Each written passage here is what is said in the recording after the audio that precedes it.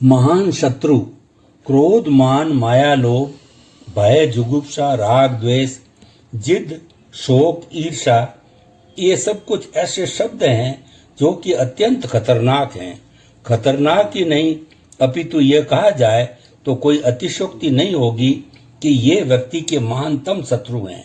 इनके समक्ष बाकी सब शत्रु फेल हैं।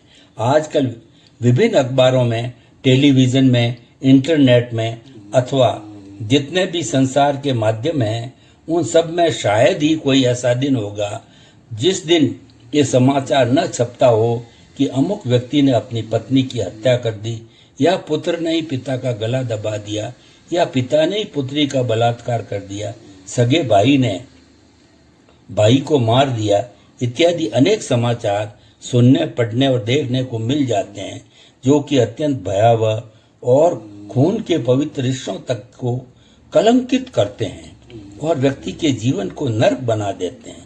व्यक्ति कीड़े की तरह 24 घंटे कुल बुलाता रहता है।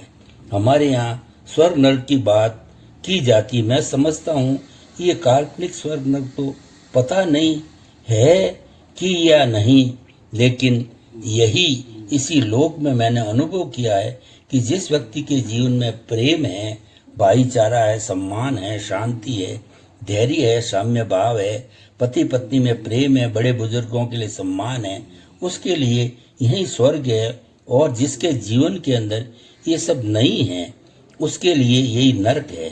कहा जाता है कि जिस घर में पति पत्नी में प्रेम नहीं है, उससे बड़ा कोई नरक नहीं है इस दुनिया में।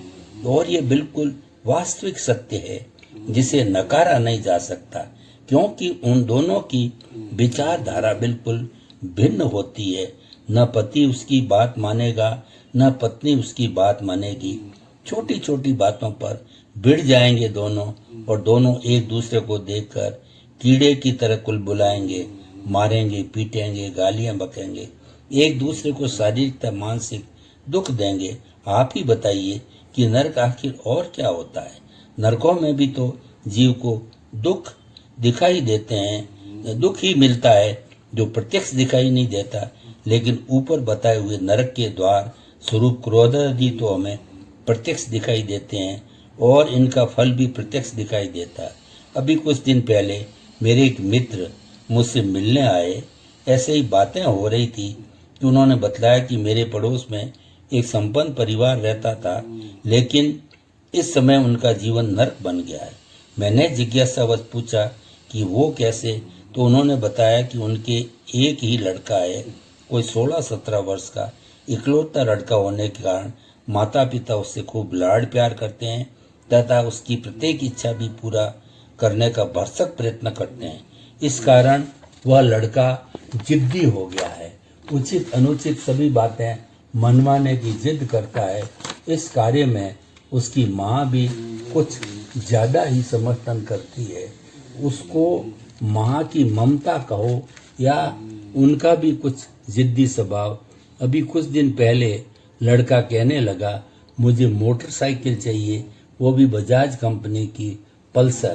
पिता ने यह बात सुनी तो कहने लगे देख बेटा, पहली बात तो यह है कि अभी तेरे पास न तो ड्राइविंग लाइसेंस है और न ही भारत सरकार के न नियमानुसार तुम अभी लाइसेंस बनवा सकता है, इसलिए अभी तो कुछ दिन और इंतजार कर। लेकिन लड़का अड़ गया, नहीं मुझे तो अभी चाहिए।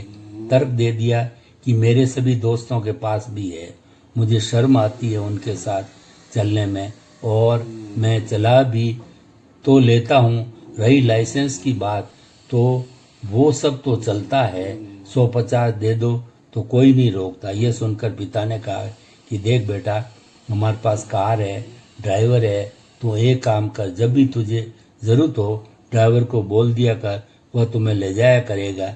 ये सब बातें लड़के की माँ भी सुन रही थी। वह अपनी तनुक मिजाजी दिखते हुए बोली, आप भी पक्के लालची हो, क्या करोगे इस धन का? जब बच्चों के काम नहीं आया तो हमारे किस काम का है ये धन? दुनिया को देखो, वे क्या क्या नहीं करते अपने बच्चों के लिए, और एक आप हो कि बच्चे को मोटरसाइकिल नहीं दे सकते। और भी कई उदाहरण उसने आस पड़ोस के दे दिए कि अमुक ने बेटे के लिए यह किया, अमुक ने वो किया इत्यादि। यह सब सुनकर पिता ने कहा, अच्छा एक काम करो, मैं इसको एक कार खरीद कर देता हूँ और एक ड्राइवर भी रख देता हूँ, यह कार से रोज स्कूल आया जाया करेगा। लेकिन वे दोनों नहीं माने और बोले, चाहिए तो मोटरसाइकिल चाहिए और कुछ नहीं। अब आप ही बताइए, क्या पिता लालची था? लालची होता तो क्या वो 60,000 की मोटरसाइकिल बदले में 5 लाख की कार खरीदता? और अंत में पिता पत्नी और बेटे की जिद के आगे हार गया और उन्होंने बेटे को मोटरसाइकिल दिलवा दी और अब वह खूब मोटरसाइकिल चलाने लगा।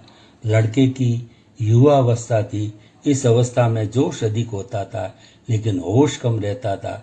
एक दिन लड़का खूब जोश में बहुत तेज गाड़ी चला रहा था कि अचानक उसकी दूसरी तरफ से उसके सामने सब्जी से लदा हुआ एक ट्रक आया और मोटरसाइकिल उसे टकरा गई, जिससे लड़के की टांग टूट गई और वो जीवन भर के लिए अपाहिज हो गया। एक दूसरी घटना है दिल्ली के गोविंदपुरी क्षेत्र की।